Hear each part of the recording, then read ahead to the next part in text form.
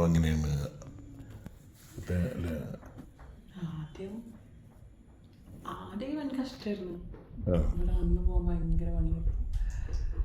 ഇവിടെ ഉള്ളവര് അതുപോലെ തന്നെ ഫുഡ്, പിന്നെ നാട്ടിലൊക്കെ എന്ന് പറഞ്ഞാലും കയ്യൊക്കെ നാട്ടിലൊക്കെ എന്ന് പറയുമ്പോൾ നമുക്ക് 1-2 ആൾക്കാരൊക്കെ ഉള്ളൂ.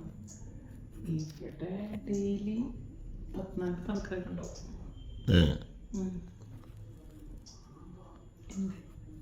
40 ആൾക്കാരോ ഒരു ദിവസം?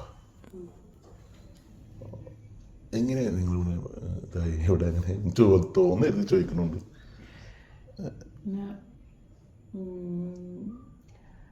ഫേസ്ബുക്കിൽ നിന്ന് പരിചയപ്പെട്ടതാണ് അശോകിനെ. ഈ ദുബായിലെത്തിയത് എങ്ങനെ?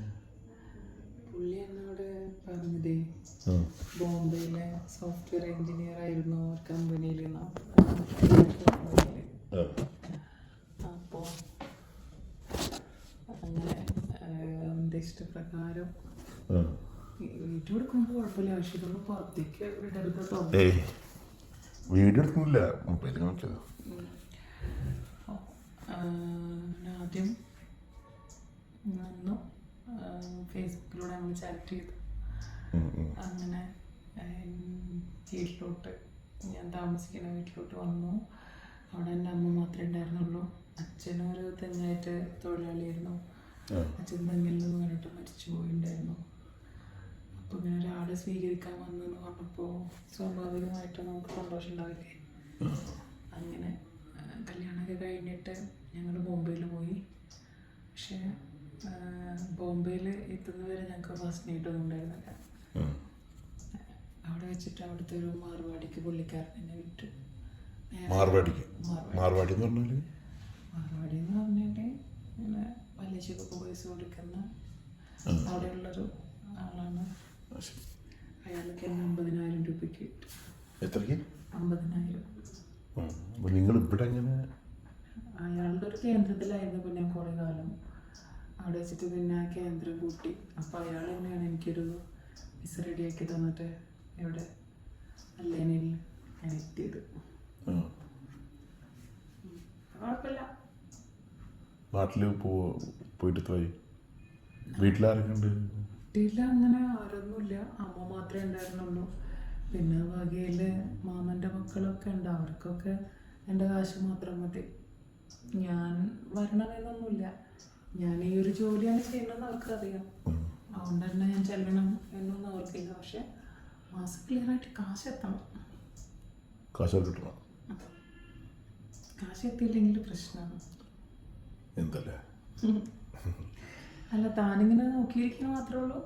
എന്താ വീഡിയോ എടുക്കുന്നുണ്ടോ? എടുക്കണ്ടോ? എടുക്കുന്നില്ല. ഞങ്ങളെ അർബാബുണ്ട്, കുഴപ്പമില്ല. അതിൽ 2 കല്യാണം കഴിച്ചിട്ടുണ്ട്. ഇവിടുന്ന് ചാടാൻ പറ്റില്ലേ? അല്ല, സഹായിക്കാം അവിടെ ജോലിക്ക്. അങ്ങനെ ഇഷ്ടംപോലെ ആളുകൾ ചാടുന്നല്ലേ. ഈ അട്ടയെന്ന് വരുന്ന ആളുകളൊക്കെ ചാടും. നല്ല ജോലി കിട്ടില്ലേ? എന്തിനാണ് ഇതിലെന്നെ ഇങ്ങനെ നിൽക്കണം? അത് തനിക്ക് ഈ മേഖലയെ കുറിച്ച് അറിയാൻ വേണ്ടിയിട്ടാണ്. ഒന്ന് ചാടി കഴിഞ്ഞാൽ പിന്നെ നമുക്ക് ഒരിക്കലും നേടാൻ പറ്റില്ല. എങ്ങനെ?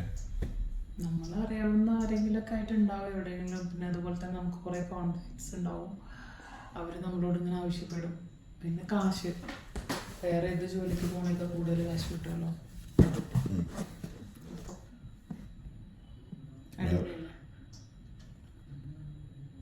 ഇതിപ്പോൾ എത്ര വർഷമായി? ഞാനിപ്പോൾ 8 വർഷമായി. 8 വർഷം നാട്ടിൽ പോയിട്ടില്ല? 8 വർഷമായിട്ട് നാട്ടിൽ പോയില്ല. നാട്ടിൽ ആരിയ്ക്കണോ പോകാനും. സമ്പാദ്യം നാട്ടിലൊരു. അപ്പോൾ ഒരാള് നിങ്ങൾക്ക് വന്നാൽ എത്ര രൂപ കിട്ടും? കുറച്ച് രൂപ കിട്ടും. ഇതൊക്കെ എന്തിനാ ഇപ്പൊ താനറിയണേ? ചോദിച്ചാണ്. അത്യാവശ്യം കിട്ടും. പലതിനും പല റേറ്റ് ആടോ. പുറത്തേക്ക് പോവും, അതിന് ഡബിൾ റേറ്റ് കൊടുക്കേണ്ടി വരും. പിന്നെ പല ആൾക്കാർക്കും പല ഇതല്ലേ. അപ്പോൾ ഞങ്ങളിപ്പോൾ അവിടെ പൈസ കൊടുത്ത് പുറത്തമ്മ കാശ് കൊടുത്ത്. അപ്പോൾ ആ പൈസ കൊടുത്തപ്പോൾ ആ അമ്മ എനിക്ക് കുറെ കാശിന് ഇഷ്ടപ്പെട്ടു തന്നെ. കാശ് കൊടുത്തു? ഞാൻ 50 ദിർഹംസ് കൊടുത്തു. നിങ്ങൾക്ക് എത്ര തരംസ് കിട്ടും? 20. ബാക്കി 30 തരംസ് എടുക്കാം. അപ്പോൾ അമ്മ പറഞ്ഞു ഞാൻ കുറേ അവിടെ തന്നെ ഒരു 2-4 കുട്ടികളുണ്ടല്ലോ, പക്ഷെ അതൊന്ന് ഈ ജോലിക്ക് വന്നവർ മലയാളീസ് തന്നെ. ഇവിടെയുള്ള എല്ലാവരും മലയാളീസാണ്. ആ അമ്മ പോലും മലയാളിയാണ്, പക്ഷെ അവർ മലയാളം അങ്ങനെ പറയില്ല. ഇംഗ്ലീഷ്, ഹിന്ദി, തമിഴൊക്കെയാണ് യൂസ് ചെയ്യുക. ശരി. മലയാളിയാണെന്ന് അവർ പുറത്ത് പറയില്ലല്ലേ? അതന്നെ എന്നോട് തമിഴിൽ സംസാരിച്ചു. തമിഴിലാണ് അവർ മെയിനായിട്ട് സംസാരിക്കുക. പിന്നെ ഹിന്ദി ഓരോ കസ്റ്റമേഴ്സിനനുസരിച്ചിട്ട് സംസാരിക്കും. നിങ്ങൾക്ക് ഇവിടുന്ന് രക്ഷപ്പെടണമൊന്നുമില്ല. അപ്പോൾ എന്തിനാണ് ഇങ്ങനത്തെ ഒരു ജോലി? എന്തെങ്കിലും വേറെ വല്ല ജോലി നോക്കിക്കൂടെ? ആർക്ക് വേണ്ടിയിട്ടാണ്? എനിക്ക് ആരോ ഉള്ളത്? എന്നെ എൻ്റെ ഭർത്താവ് തന്നെയാണ് ഈ ഒരു വഴിയിലോട്ട് നയിച്ചു വിട്ടത്. പിന്നെ കുട്ടിയില്ല, ജീവിതമില്ല, ഇങ്ങനെ അങ്ങ് പോട്ടേനെ. പിന്നെ എനിക്കൊരു കാര്യം മാത്രമേ ഉള്ളൂ, ഈ നമ്മൾ പറയുകയൊന്നും ചെയ്യാണ്ട് ഫേസ്ബുക്കിലൂടെയും ഇപ്പോൾ കാണുന്ന ഇൻസ്റ്റഗ്രാം, മറ്റുള്ള സോഷ്യൽ മാധ്യമങ്ങളുണ്ടല്ലോ, അതുവഴി പരിചയപ്പെടുന്ന ആളുകളെ പൂർണ്ണമായിട്ടും വിശ്വസിക്കാതിരിക്കുക. അതാണ് ഓരോ പെൺകുട്ടിയും ചെയ്യേണ്ടത്.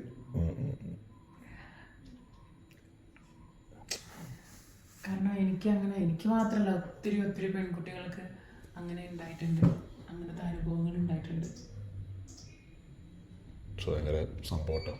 എനിക്ക് എൻ്റെ കാലം ഒത്തിരി ഇഷ്ടമായോ? വീഡിയോ എടുക്കുന്നുണ്ടല്ലോ, വീഡിയോയിൽ ഫോട്ടോസ് എത്തുന്നു, ഭയങ്കര ഇഷ്ടമായി.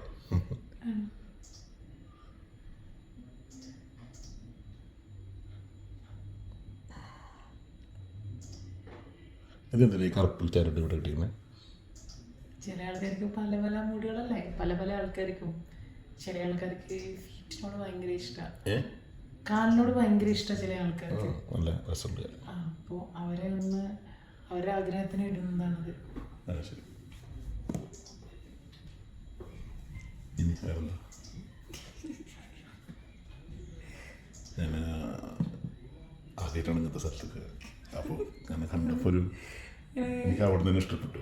ഇന്റർവ്യൂ പോലെ ചോദിക്കുന്ന കേട്ടപ്പോൾ തോന്നി ആദ്യമായിട്ടാണ്.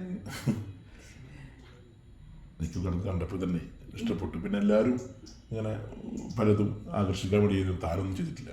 താൻ വളരെ സിമ്പിളായിട്ടാണ്. അപ്പോൾ എന്തോ തന്നോടൊരു ഇഷ്ടം തോന്നി.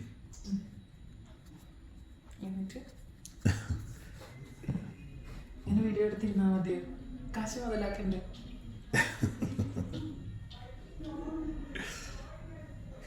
എനിക്ക് സംസാരിച്ചിരിക്കുന്നത് ഇഷ്ടം. ഇനി നാട്ടിൽ നിന്ന് അടുത്ത് പോകണ്ട? നാട്ടിൽ പോകണം എന്നൊന്നുമില്ല, എപ്പോഴെങ്കിലും അടിക്കാൻ ഇവിടുന്നൊക്കെ ജോലി മതിയാക്കി പോകണം.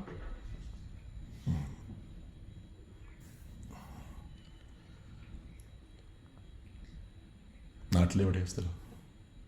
തൊടുപുഴ. തൻ്റെ നാട് എവിടെയാ? അറിയില്ല അല്ലേ? വേണ്ട. എൻ്റെ നാട് തൊടുപുഴ. ഒരു ഫോട്ടോ എടുക്കണോട് കുഴപ്പമൊന്നുമില്ല, വേറെ ആർക്കും കാണിക്കരുത്. ഇല്ല, കാണിക്കില്ല. എടുത്തോ.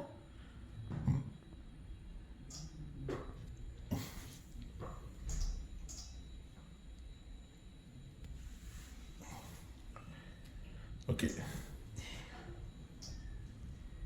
ആ ടൈമായി, ഓരോ സമയമുണ്ട്. ആ സമയത്തിനപ്പുറം എത്ര മണിക്കൂറാന്ന് പറഞ്ഞില്ലേ? ഒരു മണിക്കൂർ പറഞ്ഞത്. കഴിയാറായി, വേഗമായി. 1 മണിക്കൂറിനുള്ളിൽ മുട്ടു പറഞ്ഞു. അത് കഴിഞ്ഞാൽ പിന്നെ നിങ്ങൾ അതേ രൂപ പിന്നെയും കൊടുക്കണം. നിങ്ങൾ നമ്പർ പേഴ്സൺ നമ്പർ തരും. എന്തിനാ? എനിക്കിനി വരുമ്പോൾ എനിക്ക് ഫ്രീ ആയിരിക്കാം. ഞാൻ തരാം, എൻ്റെ കാർഡ് തരാം. കാർഡ് പുറത്ത് പോരാൻ പറ്റും? ഇവിടുന്ന് എപ്പോഴാണ് പുറത്ത് ലീവ് കിട്ടുക? എനിക്കിഷ്ടമുള്ളപ്പോൾ ഇറങ്ങാം, എനിക്ക് അങ്ങനെയൊന്നുമില്ല. അപ്പോൾ ഷോപ്പിങ്ങിന് അവിടെ നോക്കട്ടെ. ഉറപ്പിക്കോ? ഭയങ്കര ഇഷ്ടമായി. എൻ്റെ കല്യാണം കഴിഞ്ഞാണോ? കഴിഞ്ഞിട്ടില്ല. അതാണ്. എടാ, ഞാനൊരു ദിവസം ഒരു 10-40 പേരോളം സ്വീകരിക്കുന്ന ഒരു പെണ്ണാണ്. എന്നെ ആ ഒരു മൈൻഡിൽ മാത്രം കണ്ടാൽ മതി. പിന്നെ തൻ്റെ ഫ്രണ്ട്സിനോടും അതുപോലെ തന്നെ തനിക്കറിയാവുന്ന പെൺകുട്ടികളോടൊക്കെ പറഞ്ഞു കൊടുക്കണം. ഒരിക്കലും നമ്മളറിയാത്ത ആളുകളുമായിട്ട് ഇതുപോലെ ഇറങ്ങി തിരിച്ചിട്ട് ജീവിതം കളയരുതെന്ന് എപ്പോഴും ഭയങ്കര സങ്കടമായി നിങ്ങളെ ഈ കഥകളെ കേട്ടപ്പോൾ. യാദൃശികമായിട്ട് പറഞ്ഞാണെങ്കിലും സങ്കടമായി കേട്ടപ്പോൾ. കേട്ടിരിക്കാൻ തോന്നുന്നു. പക്ഷെ അതിലുപരി ഒരുപാട് മെസ്സേജ് തന്നു നിങ്ങൾ. ശരിക്കും പറഞ്ഞു കഴിഞ്ഞാൽ ഇതൊക്കെ നമ്മൾ അറിയണം. അത് എൻ്റെ നാട്ടിലേക്ക് വരുമ്പോൾ വീട്ടുകാരൊക്കെ പ്രതീക്ഷിക്കുന്ന പോലെ ആയിരിക്കില്ല ഇവിടെ. നമ്മുടെ നാട്ടിൽ ഇഷ്ടംപോലെ പേര് ഇവിടെ ഉണ്ടല്ലോ. എങ്ങനെ ഇഷ്ടം പോലെ ഉണ്ട്. നമ്മുടെ നാട്ടിൽ എന്താ മോശമുണ്ടോ? എറണാകുളം, തൃശ്ശൂർ, അതുപോലെ തന്നെ ട്രിവാൻഡ്രം, പിന്നെ അതുപോലെ തന്നെ പല ഇതിപ്പോ നമ്മളെ ഇവിടെ നടക്കുന്നതായിട്ടും കൂടുതൽ നാട്ടിൽ നടക്കുന്നുണ്ട്. സെയിം സംഭവം നടക്കുന്നുണ്ട്. എനിക്ക് ഏറ്റവും കൂടുതൽ വേദനിക്കുന്ന കാര്യങ്ങൾ എന്ന് പറയുമ്പോൾ ചില കസ്റ്റമേഴ്സ് എൻ്റെ അടുത്ത് വന്നിട്ട് കോളേജ് കുട്ടികളൊക്കെ കളിച്ചു, നിങ്ങളുടെ അത്ര റേറ്റ് ഇല്ല, അവർക്കൊക്കെ വളരെ തുച്ഛമായ പൈസയാണ് കിട്ടുന്നത് എന്നൊക്കെ എന്നോട് പറയുണ്ടായി. ഒരൊറ്റ കാര്യം മാത്രമേ ഉള്ളൂ, ഈ ഒരു പോക്കറ്റ് മണിക്ക് വേണ്ടിയിട്ടാണ് അവരിതൊക്കെ ചെയ്യുന്നത്. നമ്മുടെ വീട്ടിൽ നിന്നുണ്ടാകുന്ന സ്ട്രിക്റ്റ് ആയിട്ടുള്ള ലൈഫ്, പിന്നീട് അവർ ഹോസ്റ്റലിലെത്തുമ്പോൾ ഉണ്ടാകുന്ന ആഘോഷങ്ങൾ, അല്ലെങ്കിൽ മറ്റ് ആളുകളൊക്കെ